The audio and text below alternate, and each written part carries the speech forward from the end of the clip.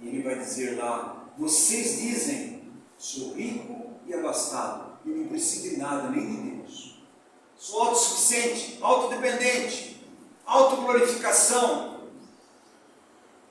E ele vai dizer: você não sabe que você é pobre, miserável, cego, imundo. Mas, irmãos, nós nos encontramos muitas vezes nessa circunstância. Porque Deus é fiel a Ele mesmo. Porque Deus é fiel àquilo que a sua palavra infalível, a sua palavra é soberana, inerrante, é perfeita. Ele vai dizer para essa igreja: aconselho que o menino comprou ouro refinados pelo fogo para enriquecer. Está falando de Deus. Vestiduras brancas para que não manifeste, para vestir-se não manifeste a nudez, a justiça da Cristo. E com lírio para ungir os vossos olhos, para que veja, fale da iluminação do Espírito Santo de Deus. Olha Deus falando para a sua igreja. Deus falando: olha, eis que estou à porta e bato. Se alguém abrir, eu entrarei e cearei com ele comigo. Amados irmãos, a igreja tem fechado a porta para Cristo e tem aberto, escancarado para o mundo, carnalidade, coisa de Satanás. Ela abre as portas, mas para Jesus Cristo prefiro lá. Mas mesmo assim, Ele é fiel a Ele mesmo. E Ele diz: eu repreendo e disciplino a todos quanto eu amo. Sê teu zeloso e arrepende. Volta. Volta. Esse é o nosso Deus. Essa é a igreja. A igreja é para refletir Cristo, representar Cristo, é para expressar Cristo. A igreja é o candeeiro, meus irmãos, que deve estar cheio do Espírito Santo, aceso, continuamente, iluminando as trevas nas nossas vidas pessoais, nas nossas vidas conjugais, na nossa vida familiar, na vida da igreja e para o mundo. Iluminando. Por isso, amados irmãos, agora que Deus vai fazer o homem e a mulher que faz a sua imagem e sua semelhança. Como que nós vamos ver isso daqui, irmãos? São princípios. Aqui Deus põe a mão. Deus põe a mão. Em tudo Deus falou: haja. É o que Deus disse, se fez. Agora Deus põe a mão. Quando é que Deus pôs a mão em mim e você? Na cruz. Quando atraiu você. Ele disse: quando eu morri, você morreu. Quando eu fui sepultado, você foi sepultado. Mas quando eu ressuscitei, você ressuscitou para a novidade de vida. Agora nós somos participantes da morte e da ressurreição de Cristo. Essa vida de união com Cristo é a vida da igreja. Deus faz para quê o homem? E Ele diz para o homem: olha, vocês devem cuidar, multiplicar-vos, cuide. E no capítulo 2 diz assim: vocês devem guardar e cultivar. Por que guardar? Por quê? Olha o que está Satanás.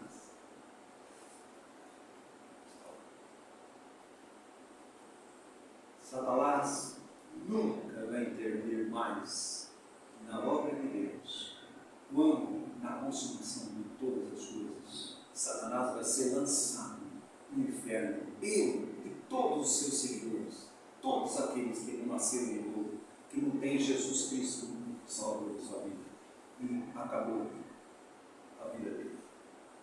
Enquanto isso, tudo que Deus faz, Satanás quer destruir. Tudo que Deus vai fazer, Satanás quer intervir. Você pode ver aqui, irmãos, Deus vai tirar o povo do Egito. Lá estava Satanás, aqueles magos, também fazendo os seus milagres. Quando chegou Jó diante de Deus, quem veio junto? Satanás. A Bíblia diz que ele é um acusador dos irmãos dia e noite diante de Deus. Quem estava lá no jardim? E o que Deus disse? Guarda. Deus não deu a faculdade de autogovernar-se para o homem. Deus deu a faculdade de ele ser governado por Deus, a sua palavra. E olha o que vai acontecer aqui. Olha o capítulo 2, versículo 15. Tomou, pois, o Senhor Deus ao homem e colocou no jardim do Éden para cultivar e guardar. Isso aqui, amados irmãos, isso aqui é uma prova de obediência, não é uma prova de escolha. Se você vai escolher isso ou aquilo, é a questão da obediência. A escolha é uma consequência da obediência do nosso coração. Por que você escolhe esse caminho que não é de Deus? Porque você é desobediente no seu coração. Então Deus colocou ele lá e vai dizer para eles assim: de toda a árvore do jardim comerás livremente, mas da árvore do conhecimento do bem e do mal não comerás, porque no dia que dela comeres, certamente morrerás. É separação não para Deus, separação de Deus. Morte espiritual e morte física. Deus estava falando. E olha o que ele disse. Disse mais o Senhor Deus: não é bom que o homem esteja só, falei uma auxiliadora que ele seja idônea. E aí, amados irmãos, é a completude da vida do marido, a esposa. E aqui é que nós vamos entrar um pouquinho nessa manhã sobre a natureza da igreja, a vida da igreja, o serviço da igreja. Por que, amados irmãos? Porque se você não entender, Efésios 5:32 vai dizer assim: estou falando entre Cristo e a igreja. Está falando sobre o relacionamento cultural. Você está falando entre o noivo e a noiva. Está falando entre Cristo e a igreja. E aí você vai ver por que existe essa ordem de Deus da autoridade do marido sobre a esposa. Amados irmãos, você sabe qual é o maior problema do povo de Deus hoje? Não querem crer na palavra de Deus. Aí eles vão comprar esses livros, tem por aí N livros sobre família, totalmente equivocados à luz da palavra de Deus. Para quê? Para agradar seus próprios corações rebeldes à palavra de Deus.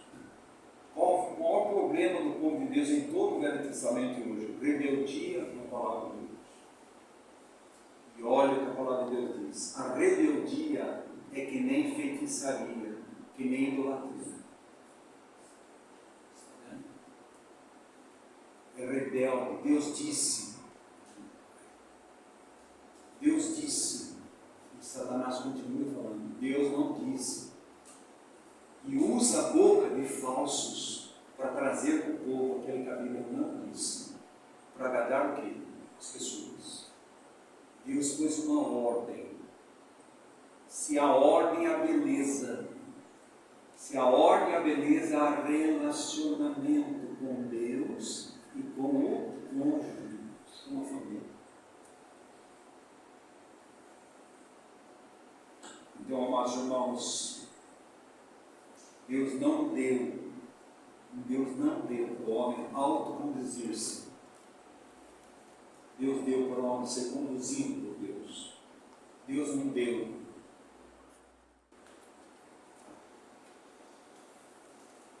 Deus não deu para você ser autossuficiente, mas é para você ser a suficiência do alto. Deus não deu para você ser auto-independente, é para eu e você sermos dependentes dele.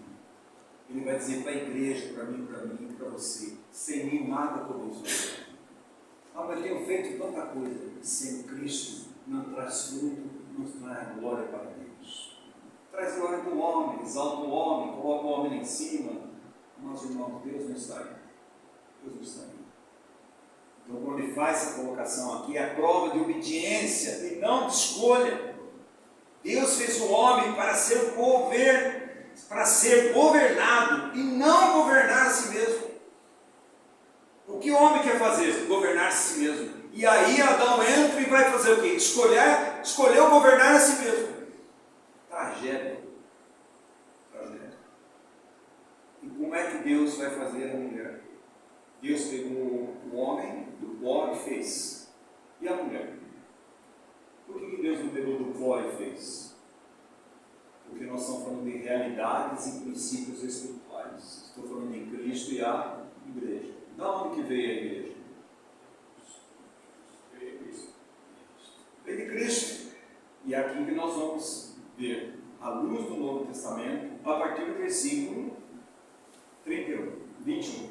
Capítulo 2, 21. Então o Senhor Deus fez cair pesado sono sobre o homem e esse adormeceu. Tomou uma das suas costelas e fechou o lugar com carne. E a costela que o Senhor Deus tomara ao homem, edificou, transformou-a numa mulher e lhe a trouxe. E disse o homem: esta afinal é o osso dos meus ossos, carne da minha carne, chamar-se-á varoa, porquanto do varão foi tomado. Por isso deixe o homem, pai e mãe, e se une à sua mulher, tornando-se os dois uma só carne. Ora, um ou outro, o homem e sua mulher, estavam nus e não se envergonharam. Como é que nasceu a igreja? Irmãos, a gente ouve tantas pessoas dizendo assim: olha, eu fundei a igreja.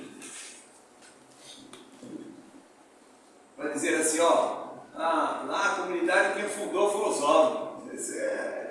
Irmãos, não é nada. De quem que é a igreja?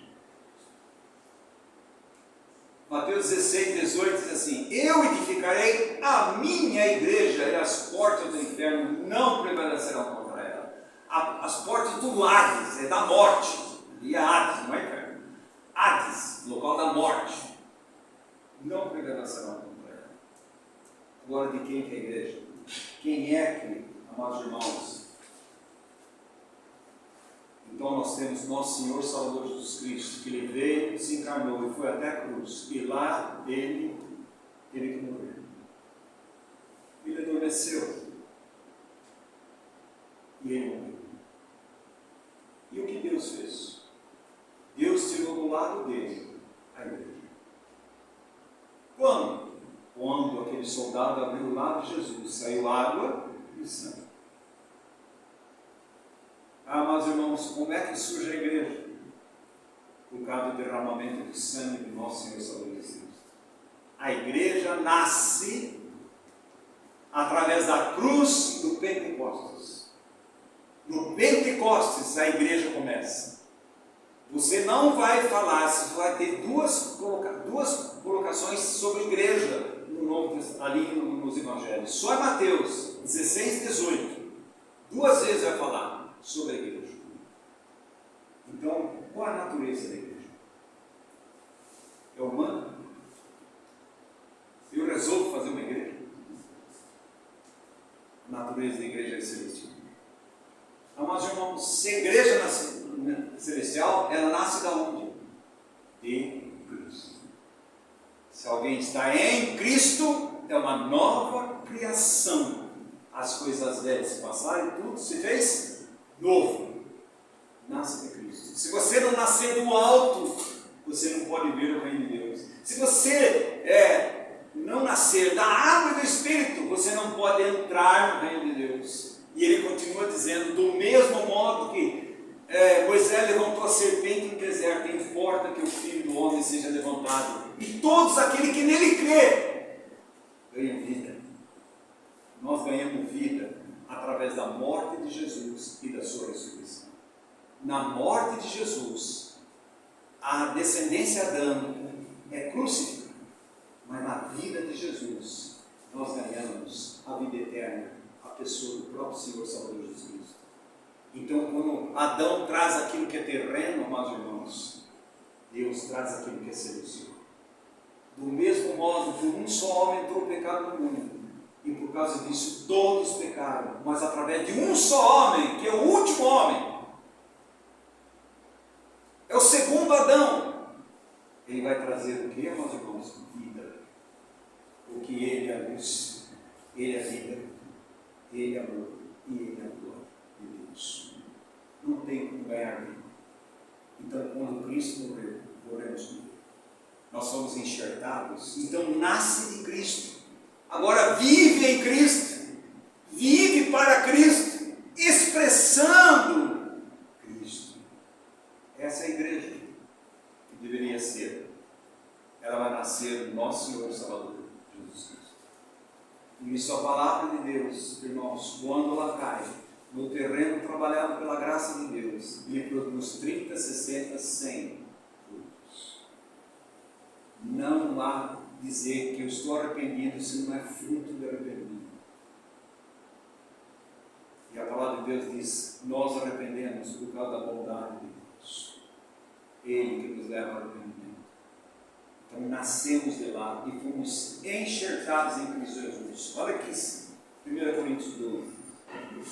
1 Coríntios 12. Versículo 12. 1 Coríntios 12, 12. Ele diz assim: porque assim como o corpo é um e tem muitos membros, e todos os membros, sendo muitos, constituem um só corpo.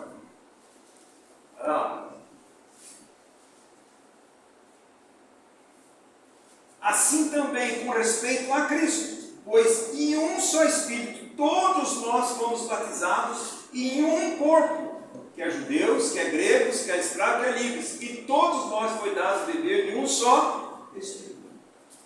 Nós somos emergidos do corpo de Jesus na sua morte, e nós somos emergidos da vida de Cristo na sua ressurreição. Ele infundiu em nós a vida de Cristo em nossas vidas.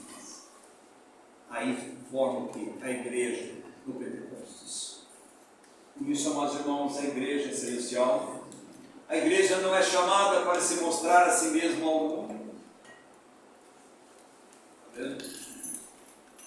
Deus simplesmente Ele quer refletir a luz. A igreja só deve refletir a luz que ela recebe. A mesma luz que ela recebe em Cristo Jesus, ela deve refletir, andando como filhos da luz, Efésios capítulo 5. Não andando como esse mundo, não andando como filhos da luz. Irmãos, se Deus ama a igreja, nós deveríamos amar a igreja. Não a igreja apóstata, a igreja do Senhor Jesus Cristo, que reúne, amados irmãos, em tantos lugares. Esse Senhor, que agora nós estamos em Cristo Jesus. Então, se você for ver Eva e Adão, eles são figuras. Figuras do quê? Figuras de Cristo e igreja. Quando Deus criou Adão, Ele tinha Cristo em mente. E quando Ele criou Eva, Ele tinha a igreja em mente. Quando isso, Oswaldo? Antes da fundação. Essa cabecinha não. Mas nós cremos. A questão, nós irmãos, não é se vai entender. Muita coisa a gente não vai entender. Isaías diz assim: ouvistes e crestes, depois entendestes. Muitas vezes não vão entender. Muita coisa a gente não vai entender. A nossa crença, pela bondade e misericórdia de Deus, que o que a palavra de Deus diz. Mas, irmãos, o homem foi criado, a mulher foi edificada. Esse é o segundo aspecto que eu gostaria de continuar outro dia, porque daí nós vamos entrar, irmãos, na realidade espiritual da vida conjugal. Por que tem tanta dificuldade na vida conjugal? Porque os filhos de Deus não aprenderam que é uma ordem de Deus. Deus fez Adão e fez Eva. Ele está falando de Cristo e a igreja. Essa é a intenção. Cristo amou a igreja, entregou sua vida por ela. E a igreja deve ser o quê? Submissa a Cristo. E aí que está o grande problema, chama-se autoridade. As pessoas não gostam de autoridade. É só você ver. No policial para você na rua, você já mudou. Ele é autoridade. Eu posso ter N motivo do presidente de todos os aspectos, mas ele é autoridade. Quem colocou ele lá? Para quê? Para mostrar qual é a perversidade do homem e qual é a contaminação da igreja, que é sempre embaixo, as barbaridades dos homens, e não se posiciona, não como Malafaia, totalmente equivocado, mas sendo luz para cima. Você não pode afrontar a autoridade, nem Jesus afrontou. Você pode discordar e está certo, porque o Filho de Deus não concorda com a injustiça, ele pratica a justiça, a verdade. Mas é a autoridade. Está lá em Romanos, pode ler o capítulo 13. Está lá em Romanos. Nós temos problema com a autoridade. E não é só nós, não, irmãos. Por isso que você vê o grande problema na vida conjugal. São os papéis aonde a autoridade é deixada. Então, quando você vai para o Novo Testamento, amados irmãos, em relação à igreja, João, o Evangelho de João sempre vai falar da igreja como uma família. Filhinhos. Paulo sempre vai falar da igreja como um corpo. Efésios. Pedro vai falar da igreja como um edifício, como pedras vivas, que está sendo edificada, casa de Deus. Para que haja o quê? A glória de Deus. Meus irmãos, possamos aprender os princípios da palavra de Deus. E possamos amar mais nosso Senhor. Isso aqui não é você encher a sua cabeça e ficar um cabeçudo intelectual bíblico. Não é, amados irmãos. É para nós, nossa mente, atingir o nosso coração. E nós temos uma devoção crescente, um amor crescente a Jesus Cristo. E um anseio crescente de ser conformado à imagem e semelhança de Jesus. E para isso, amados irmãos, tem que haver renúncia, entrega, obediência, levar a Deus. As pessoas não querem levar a Deus. Que Deus seja louvado e agradecido através da sua palavra. Graças a todos.